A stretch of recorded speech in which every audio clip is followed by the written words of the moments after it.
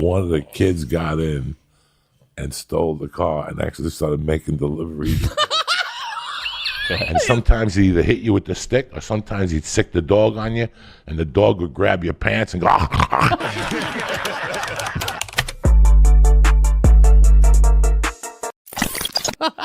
He just reminded me of mugging a delivery boy one time. You mugged the delivery boy? My God.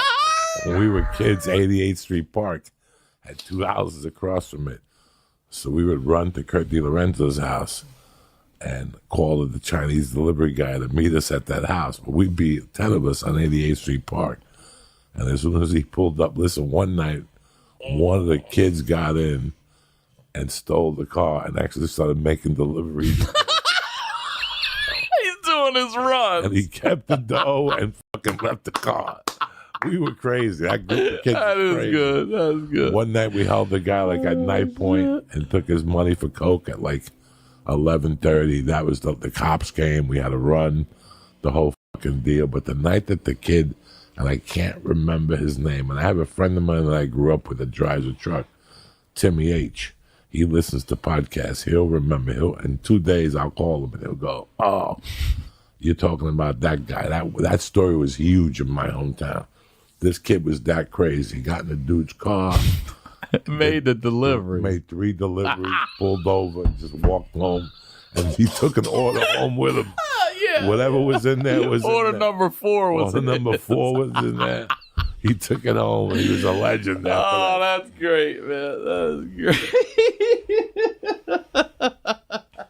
I'll never forget this as long as I live, and I will call Timmy Holloway right now to back up my story. Why was he in jail? Why was Because he in court? the whole town heard about it. Oh. This is 1982. I think we're in war with Beirut. Are we at war with Beirut? Can you check for me? Sure. We're at war with somebody. And they go, okay, next up, who's on the agenda? And the court clerk says, Mr. Frederick Rupp. And the judge goes, oh, this is going to be an interesting morning. I mean, right off the bat, He already the knows. judge knew this guy. Yeah. Everybody knew him and shit. Freddie walks in there with shackles on and shit, you know, the orange jumpsuit. And they're like, Mr. Rupp, you're being charged, like, you know, aggravated. Because he didn't do nothing bad. It was like a misdemeanor, but he was on bail for something else at the time. And this is like a normal occurrence there. And he's like, yeah, you know, blah, blah, blah, blah. And all of a sudden the judge goes, well, Mr. Rupp, what do you have to say? And he goes, listen, Your Honor, we can end this shit right now today. He goes, watch your language. You're in the court of law. Fuck that. Fuck that. There's a war going on in Beirut. Yeah, Lebanon, yeah. He goes, there's a war going on in Beirut, and you have me sitting here with a jumpsuit on, Your Honor. How dare you? And everybody in the courtroom was like, what is he saying? He goes, let me out of here right now and put me on a plane to Beirut. I'll go over there. I'll kill so many motherfuckers. I'll make you proud of me. I'll make you proud Oh, my of God. me. And the judge is like, no, I swear, I love killing people. And he's looking at his attorney. I love killing people. I want to kill people. And the whole court's howling. Like, we're fucking just howling because it's Freddie Rupp. And the guy's like, listen, if he wants to join the army, let him go. Just take him downstairs, change him, and make sure you drop him off at the recruiter. They said Freddie. I think Freddie beat the cop up on the way to the recruiter. No more soldier. The hustle at the bar was I wait till about, my mom would say, do you want to go home or do you want to hang out here? But if you hang out here, you got to stay till 3. And I go, I'll stay till 3. And you're what, 10, 11? 10, not even. And my mom had a bar, but an office in the back with a little cot. And I would go back there, take a nap for an hour, and I'd get up like at 1, ready to work the crowd. You know what I'm saying? So either I would take That's that comedy. Oh, You've my always God. had that comic Oh my clock God. in you. So either I get up like at 1, and Got the late shows and about I'd to bust start. out and I'd bust out conga drums, and I'd play conga drums to the music in the jukebox until somebody would come knock it off with the conga Oh, drums. you irritate them till they pay you to get away? Yeah, they pay me to get away. So I didn't. Get the fuck out of here. And if I didn't run that scam, I would see a bookmaker that I knew, like a bookmaker that I knew, talking to a chick that I knew him and his family, talking to like a woman, and he was trying to get a piece of pussy, and I would just go up to him and start talking about TV. Hey, did you see the latest James Bond movie? You know, Her Majesty's Secret Service? Yeah, fucking this chick's in it. And the guy would look at me like, yes, Coco, yes, Coco. And then after a couple of minutes, he'd pull me by the arm and go, what's it going to take to get rid of you? And I go, $5. But that's for 10 minutes. You know what I'm saying? I'll be back in 10. But if you give me $10, I'll disappear I'm for the gone rest for of the the night. night. So You get me on my car. I would in the leave back. there, and then I would rob a roll of quarters from my mom. She would have those boxes man. of quarters Yeah. at the bar, and I would take one, and she'd ask me like a week later, do you know what happened to that roll of quarters? So I would have money from that, and I would buy illegal things. So her and my stepfather made a rule. It was called shakedown. I got shook down before I left the house and when I came in. Okay? Anywhere they see me, they go shake down. If you move. Oh, and I'd have to raise my hands, take my socks off, take my shoes off. They'd look everywhere. They were professionals. And every time I thought I had a hiding spot, they would bust me under my nutsack. You know, I would, everything I had, they would always bust me. They always knew when I was up to something. So it was shake down, shake down, shake down. They would just pull over on the street and go lift your arms. And they would shake me down. My friends would go, why are they shaking you down? You know, like nobody knew. That's how fucking crazy I had become with those kids. And it started like a fun thing. And then we started, by the 8th grade, we were doing it in between classes sometimes. Like 3 of us would get together and smoke a joint, go back to class lit up, and start making noises in class and giggle and the whole thing. And then it was just a slow process. I knew that I just liked marijuana. Mm-hmm. I knew the dangers of cocaine. I knew the dangers of heroin. But then a friend of mine came to me one day and he goes, let's do it with acid. I was the Rolling Stones in the 8th grade. My 8th grade graduation, that was his present for me. He goes, I'm taking you to see the Stones. We got to take a hit of window pane acid. I'm like, oh, here we go. I go, how bad could it be? It was bad. But I went to the concert, and then I kind of liked acid. I liked where it took me. I liked that I could go home and listen to music. And I would pop acid, again, once a month for a while. Then it became twice a month. And then it became a thing that we would do 3 nights a week. Damn. We're tripping 3 nights. For how long? How many years? This For a year? 2 years? That's so crazy to me. Half the week is on acid. This is freshman year till about November. Oh my god. We were doing hits of acid. 3 a week? 3 a week. And is it just one hit a night, or are you doubling up on those hits? No. Okay. One. All right. One would take you, if you did it at 6, you'd be cooking till 3. And I mean cooking. Throughout the years, my relationship with the younger brother selling them the pills, this kid knew he wanted to be a cop when he was 10.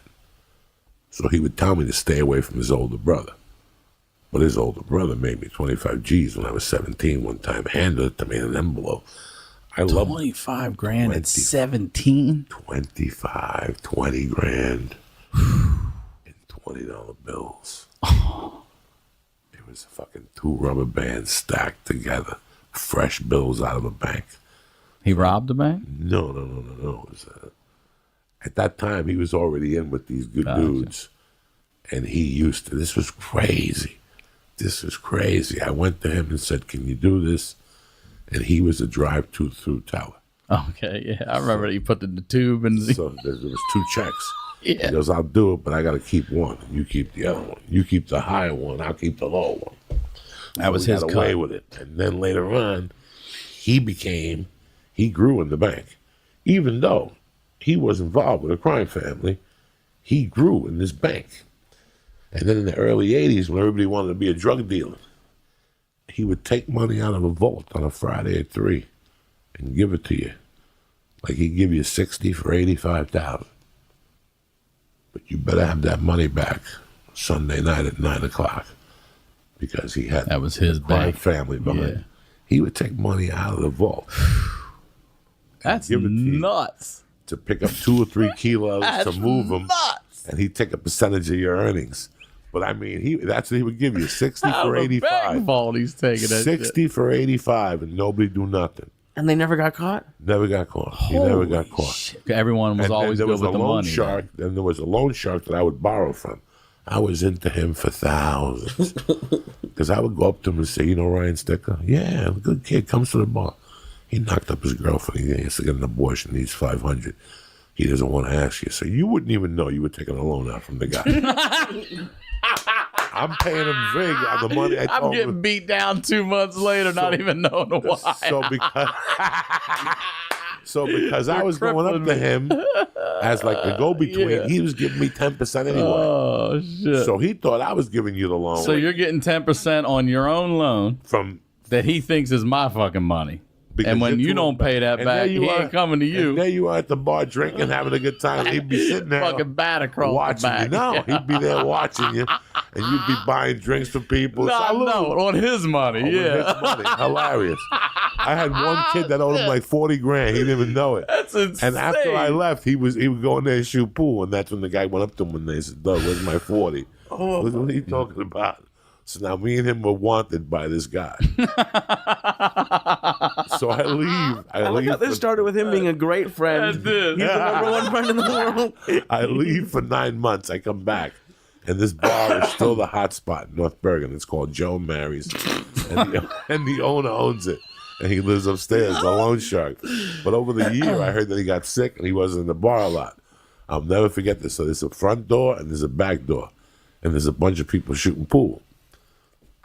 Me and Stinky, the guy that I told him that I borrowed the 40 grand Yeah. from, we're walking back to the door, like tiptoeing, and we knock on the back door, and we're like, "Is George in there?" And the guys that are shooting pool like, "What?" They're like, "Come in." And we're like, "Is George in there?" And they're like, "No." And all of a sudden you hear, "No, George is up here." And we looked up, and George is right. He goes, "How you guys doing? I haven't seen you in a while. I hope you have some money for me." And we're like, "We do, George. Come on down." And he goes, "I'll be right down." And he closed the window, and we just took off running. And I just never saw George the fucking loan shark again. What year is this, by the way? 83. So One night, it was right at Christmas had come, and it was like 2 nights after Christmas. And we were just sitting around. They had come home from the bar early. It was like 2:30 in the morning. And we heard this pounding on our door. It's the worst pounding I ever heard in my life, man. And I went down to answer it, and my mom ran down, and she got a knife out of the kitchen. And she's like, "Who is it?" And the lady's like, "Are you that man? Help me." And it was a Spanish woman. She lived like 4 doors down from us. And my mother opened the door, and guys, I'll never forget this as long as I live. She had una bata casa on, which is a house thing, but her nightgown had been torn.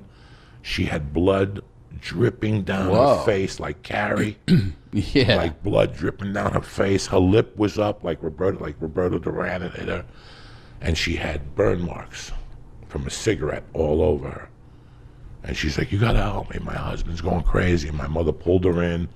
I'll never forget. My mother's like, "Go upstairs." I started crying. I couldn't handle a woman like that getting beat like that. I started crying. My Covered in natural reaction. blood. I mean, and my geez. mom was like, "Get in the fucking room." And her and Juan had to come down and pull the, like he broke her shoulder. Like he just beat her bad. They took the thing off her, and I'm sitting up there like, Jesus, like, and I'm peeking, and my mother's like, "Get in the room," and she's bleeding from her nose, and they're putting ice on her, and all of a sudden the door started pounding, and it's like, "Let that fucking bitch out, or I'm gonna fucking kill her," in Spanish. And I saw Juan run to the garage, and he came back with a gun with a silencer, and he's like, "Open the door." And my mom opened the door, and Juan popped the hand up, and he goes, "You got 10 seconds." And the guy had like a knife or something, and Juan's like, "You got like 10 seconds to get the out of here." And the guy ran down the stairs. We took her to the hospital. They couldn't leave me by myself. We had to take her to the hospital. My mom, the cops came. And my mom, we didn't know. We found her. And that was one incident. And then another incident. She didn't rat him out? No. Wow. That was taboo in our Yeah, neighborhood. Just leave him. Just leave him. Let's just do it by freshman year. Jesus Freshman Christ. year was when we really started cooking with gas with the ass. That's 3 a week. We would 3 a week. And then something new came along. People were saying, "You got to snort this shit." Now, I had always made a promise to myself that I would never snort nothing. But they were like, "It's just THC stems. It's stems." And people boil them. And they shut the thing off. And the white powder that sticks on the side, they scrape that off. And that's what you're snorting. It's harmless.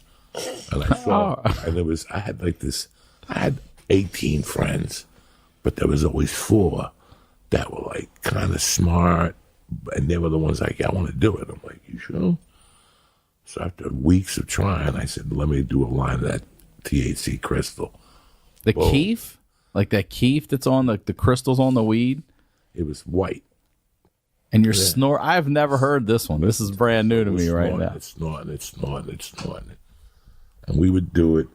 First I did it, and then I gave it a break. I went back to acid. But what kind of high is it? Like, what do you feel? Like fucking Gumby. And fucking like you're about, like everything is just fucking flashing at you. Is it a different high than an acid trip? It is. Eventually, I kept doing it and doing it. So it got to the point where my mother would go to the track on Sundays, and I knew she was going to be on all day. And me and this kid, Carlos Perez, would buy a $10 package of it, and we'd each get a 6-pack of Lowenbrow. I remember Lowenbrow, the lion. Isn't that like a lion? Yeah, tonight is kind of special. Kind of special. The people poor must say something more, but how? Tonight, let it be Lowenbrow. Sponsor the church, Lowenbrow. Lowenbrow. So fucking, we would get Lowenbrows and get fucked up and then go on journeys. We just walk and talk shit. When I get old, I want to be a doctor. And we'd just be like, cars would almost hit us. Like, beep, what the fuck?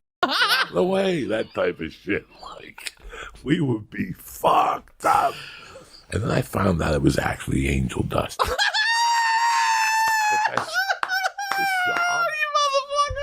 So, I said I had never heard somebody told in me, my life the mind boiling some stem. Yeah, I didn't know. So What's now angel dust? Angel dust is like Gorilla Biscuits, PCP, animal tranquilizers, and they turn them into a powder, and you fucking snort them. Jesus Christ, And you so go casual. for 8 hours. And then I found out it was You go for 8 hours. Like I tried, and I didn't want to know. And I didn't want to fucking know. So we used to play either or. We used to play a game either or. Either we do acid or we do THC crystals. Wait, THC crystals, you're calling it. So that's what it was called until one day somebody said, stupid, wake up. You're snorting animal tranquilizers. How long had you been doing it, would you say, before you actually found out what About it really was? 3.5 months. And I remember sitting there going, it doesn't surprise me. Crystal. You get fucked up. You know what? So can you explain this? You're like, all right. I suckered for it. I've been over here. I would have been over here snorting it with you. I'd have been like, it's a THC. They said. Who said? The drug dealer said that. I mean, it was an 8 hour. I remember one time I smoked it with a pregnant chick. What? I was like, I'm dying no more. You know what addiction I gave up to become a comic was? Action junkie. What do you mean? I was an action junkie. You were in like adrenaline shit? I like being the ape. I like being the underdog. Okay. I like Bill Burr Yeah. and Al Madrigal looking for me. Like I was that type of motherfucker. Like I dare those two guys walk up my steps. Like I loved Brendan Schaub looking for me. Like I was that type of guy. Like that's the stuff that motivated me. Oh, Brendan's looking for me? Oh, he's bringing Rogan? Now I'll know. Because one of them is going to fly off that fucking balcony.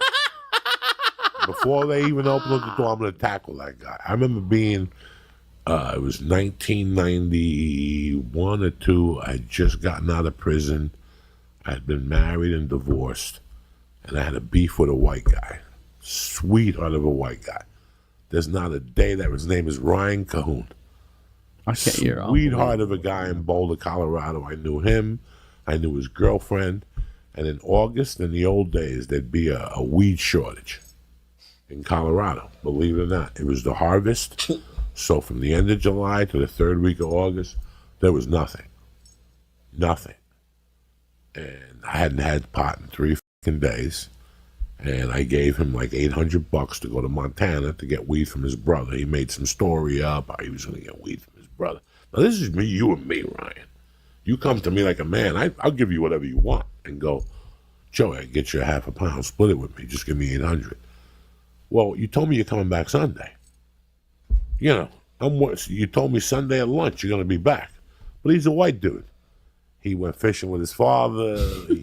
They had to go eat cheddar cheese and, you know, drink lemonade and do the national anthem. He didn't come back till Wednesday. There was no cell phones in that day. I called his wife. I got his father's number on Tuesday. I go, yo, where's my 800 in the weed? He goes, what are you talking about? I told you, Joey. I go, don't come back because I'm going to kill you. And he's like, how are you talking to me like that? I'm shooting to your house right now. And I'll never forget me being separated, causing all types of havoc. I was already in comedy, like 6 or 7 months. I still had the condo. And I was cooking something in the kitchen, and I saw him coming up my stairs, and he goes, and I go, and I had a stack of knives behind me, and I took the biggest kitchen knife, and I walked towards the door, and he didn't even run down the stairs. He jumped all the way down. And he kept calling me, why are you doing this to me? I go, you motherfucker, you don't ever talk to me that way until, you're supposed to be here Sunday. I don't even know why I'm telling you the story, but that was the type of person I was. Like, I was that person. That's why I don't like having weapons around me. Catholic school was great. I made friends with a bunch of kids, a couple mafia kids. Like, there was a couple mafia kids that their parents were. There was one kid in particular, his father would pick him up every week in a stretch limo. And then walk out of the car, you'd have to walk up to a guy named Jack. He was a disciplinarian. He had a stick and a dog. And sometimes he would sick the dog on you. This was for the school or for this guy, the mafia The guy? Catholic school. The Catholic school's disciplinarian, his name was Jack. And he walked around with a pointer. And what, like a German Shepherd or something? No, like this little mutt, dirty dog. Oh, okay. And sometimes he'd either hit you with the stick or sometimes he'd sick the dog on you. And the dog would grab your pants and go, and then he would hit you with the stick at the same time.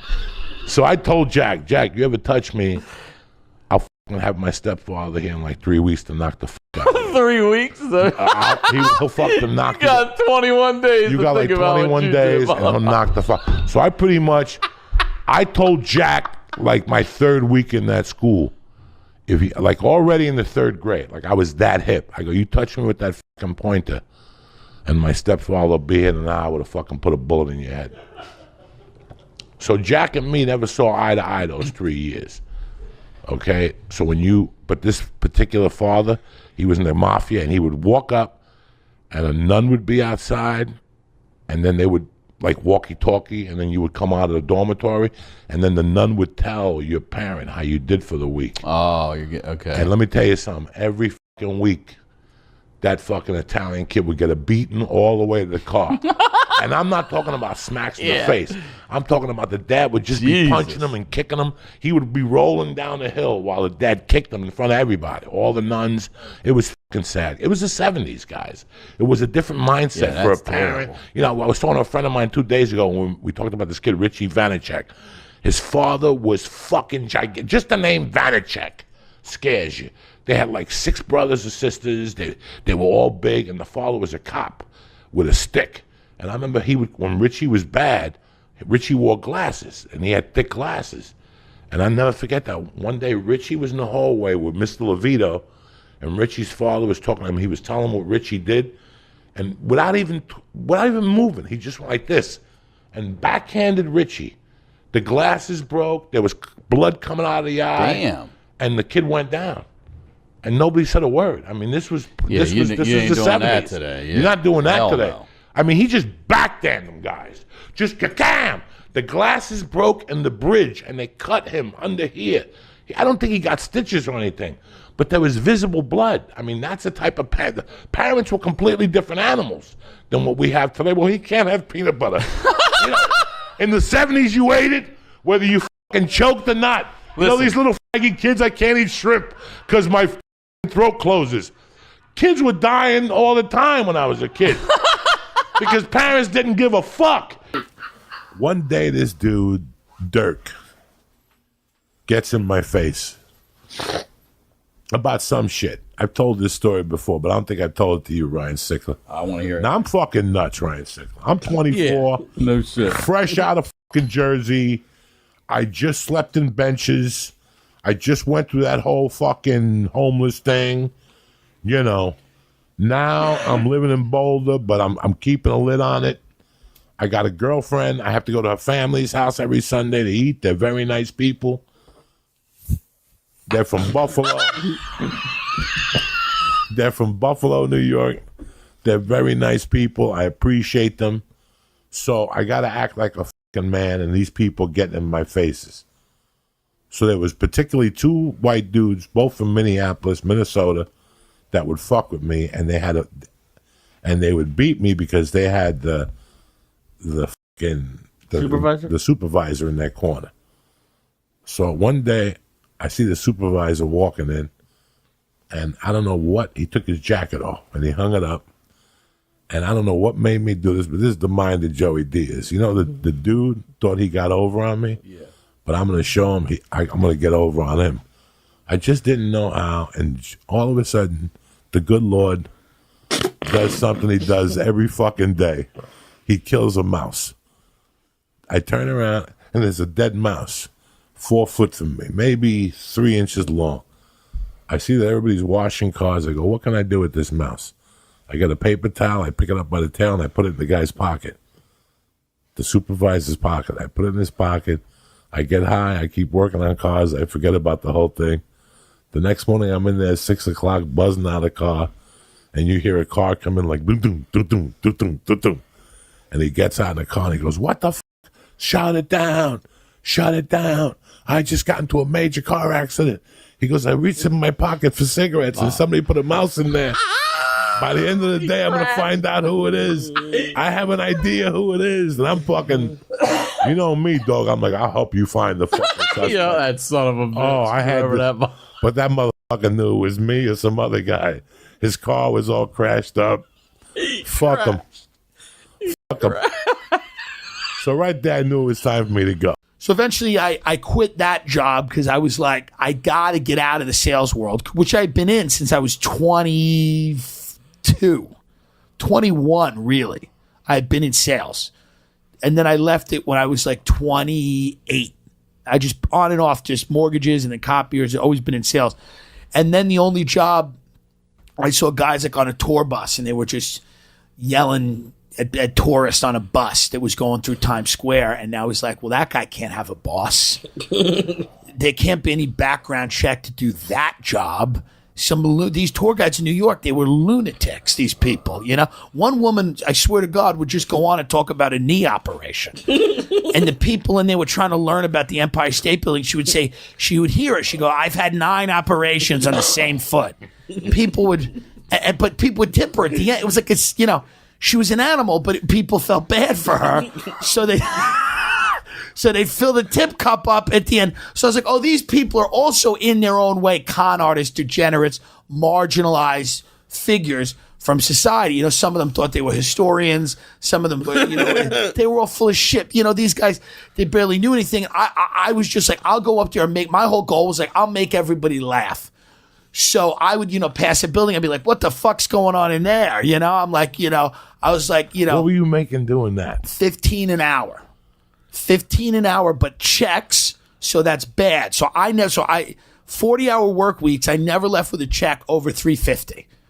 Okay? But cash tips every day of either no money when I was lazy and didn't want to give the tour, and a Russian woman punched me in the stomach once. Because we were sitting on the thing. It was first of all the Russians are poor. They come in January, February. They have no fucking money. They're poor. They come the coldest time of the year. And then you'd have to do a tour for one Russian couple. And the thing with Russians is they have beautiful blue eyes like huskies, but they have no souls. So when you see, because they have 100 years of atheism, so they have no soul. So there's not, you know, so when you look in their face, you see there's nothing there. So I just sat on the bus, and this Russian woman said to me, she goes, you give tour, you fat fuck. I said, listen to the automated tour. I said, I'm not doing it today. You're the only people on the bus. She goes, I pay money, you give tour. You give tour. And I said, no, because I could put it on the automated when I was being lazy.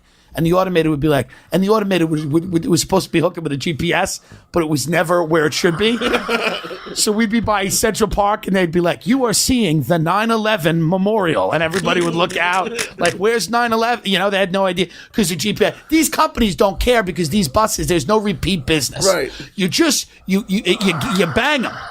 Bill Burr has a great thing where he talks about the guys who sell tickets to these buses. They're all Africans and Haitians, and they all have deep machete scars in their faces. They make $8 or $9 grand a month, and they send that all back to Africa. I think Burr, I haven't heard of it, but Burr, somebody told me that Burr either talks about it on a podcast or does a bit about it, but they're aggressive salesmen. They'll fight each other in the street, and then once the tickets are sold, it's over. You're not going to complain about this. What, are you going to go find the office and complain about what I said or did? Who gives a shit? So if I was feeling lazy, but if I was really killing it, I could walk off the bus with $200 in cash. If I was really killing it, like pizza here, cheesecake here, here's the best steaks, here's the great sandwich, here's the best blocks to walk. You want to see mansions? You know, I could kill it if I wanted to. And then a Russian woman, you know, she had it, so she got up, and her boyfriend, this was hilarious, her boyfriend, because I guess she hit him too. He wasn't even like present.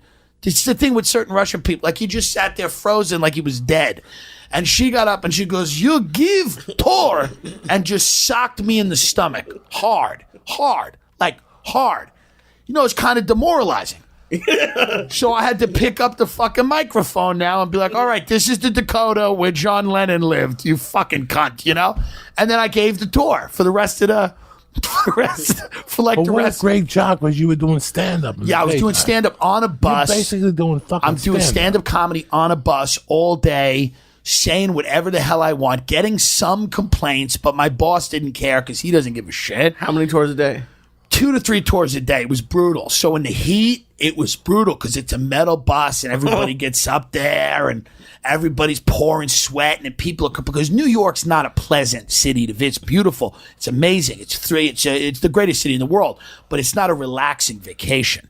So you're dealing with people that are like, they're all stressed out because they got a Broadway show they got to get to. They get this, they get that. They want to see the Statue of Liberty. They want to go up in a helicopter. They want to do 9 things. All these fat people from Ohio, they want to see Central Park, but they don't want to walk through it. So they're like, what do we do? I can't walk through. So, you know, so they won't go into the subway. They think everybody's going to stab you with an AIDS needle. And I'm like, the subway is safer than up here right now, you know? Go down there. It's safer than, you know. And you deal with all those people. I would just make them laugh every day and then do spots at night. So that was the job. And then once I started getting a little bit going, I did the Montreal Comedy Festival 2016.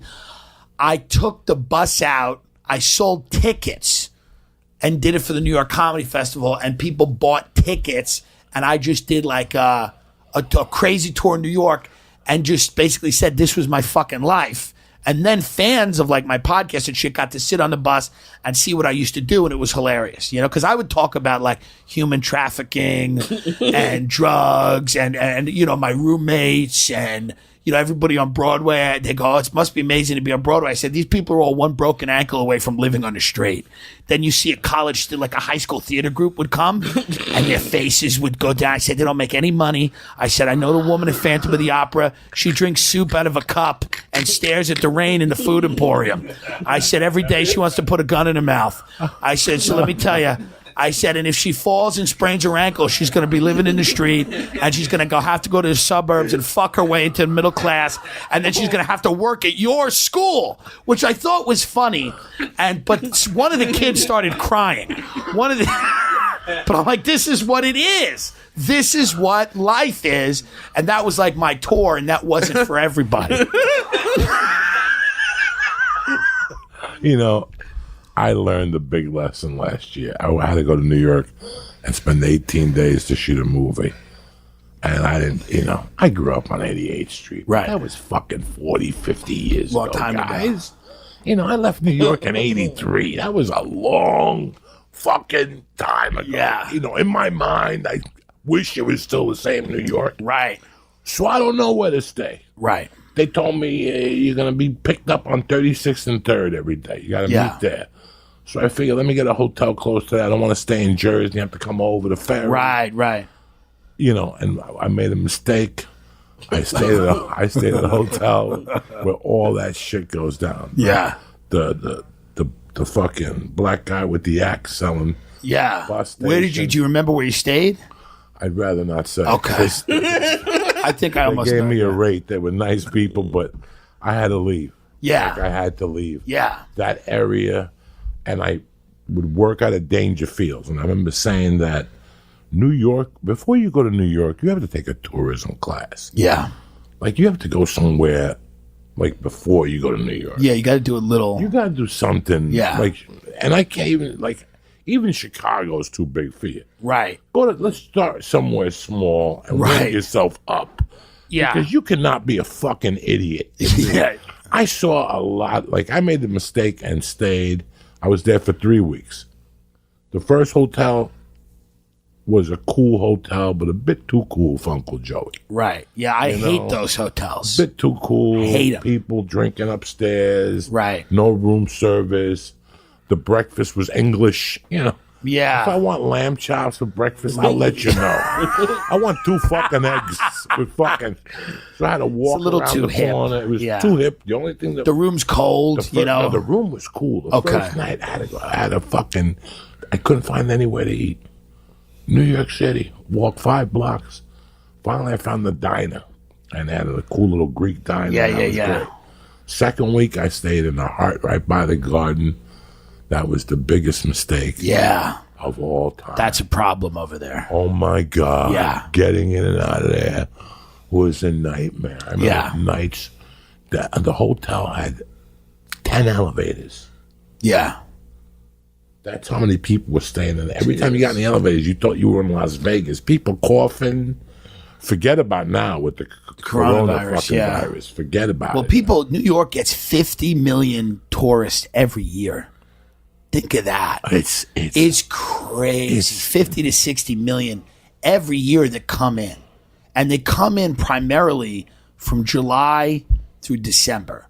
So it's sandwiched into, and then January, February, you get a little break. January, February, March, you get a little break. It's cold as fuck. Yeah, but then once April, May starts, they start ramping up again. And then once you get to July, forget it. I mean, and I worked in Times Square, and I remember what it felt like to get up every morning and then have to go into Times Square and be standing with a cup of coffee on, 50th and 7th with a tour bus, 2 tour buses, and a line of people with tickets.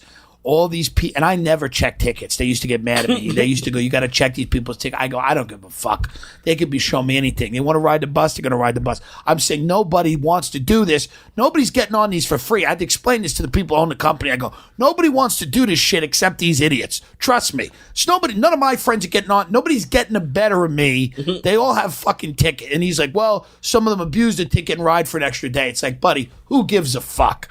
So I never checked anybody's tickets, but you would have to get them in the bus. They were hot. It was disgusting. There was no bathroom on the bus. People would come up to you, Arab guys would come up to you, always try to make deals. They go, "You want to pull over? I get cafe for you. I get cafe for my wife.